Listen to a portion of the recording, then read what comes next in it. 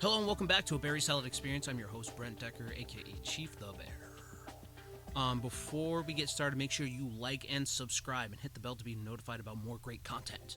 So, 2025, I started a company. Yep, and I started DJing, mixing, mastering. It was a bit of a slow start, and taxes in New York are, but also New York. So,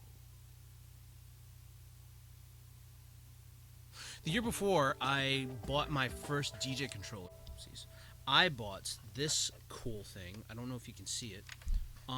This guy. This is a Djay flx2 by Alpha Theta, and it was just to get started on some exercises before I started actually trying gigs.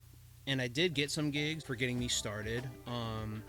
And here we are in 2026, and I started thinking about talking about this cool gear that I got.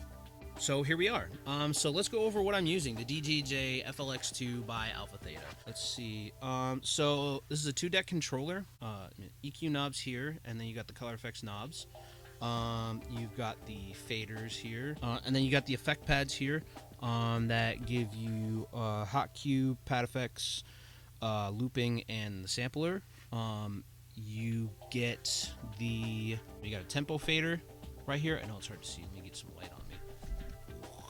Oh my gosh, I should have did that from beforehand. You got the tempo fader here. You got the cross fader to bounce between the two decks.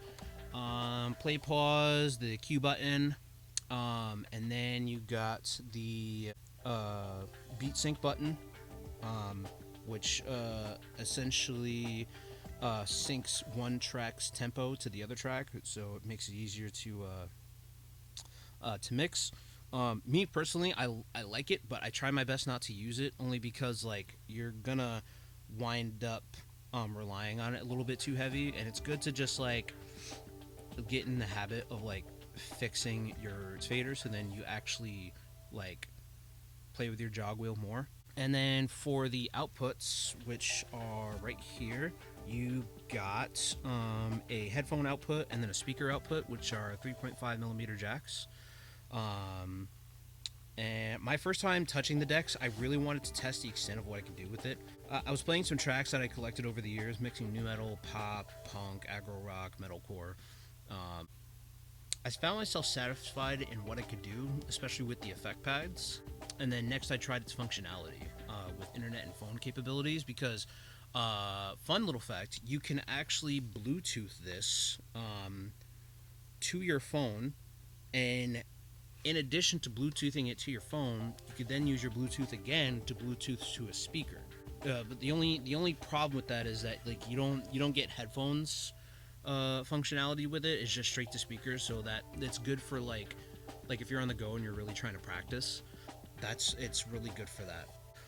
You can connect it to a lot. It works with a lot of different programs, Rekordbox, Djay, Virtual DJ, and you can connect to SoundCloud, Beatport, Tidal. I think Apple Music for some of them. It literally takes a C cable. You can also, if you don't want a Bluetooth, you can connect your C cable directly to your phone, and then you get complete functionality where you can use the headphones and the speakers. Which is really dope.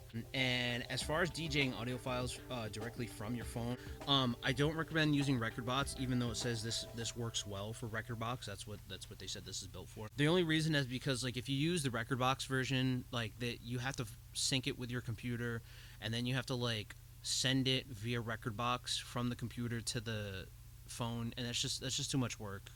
I just much rather just like if I have the music on my phone, I just much rather just use it on my phone. That's just me personally. The only cons with it are the experience. The more you practice, the more you realize that you want to play with other functionalities. But for a beginner thing, this is really good. And I really like it. It's helped me with a lot of gigs. And I just kind of encourage that like if this is something that you want to jump into, just grab one of these. It's like $200. I paid $200 for this, and it's awesome. It's absolutely awesome. And then connecting with your phone makes it convenient for gigs and for practice. So there's all that. I recommend this controller highly, especially if you're starting out. But that is my review on DJing for the first time and DJing with a beginner controller. So, if you have any other questions, concerns, you can comment right below, like and subscribe. If there's anything else that you want to see, just say something in the comment section. I really appreciate you guys. Take care and please be safe. Peace.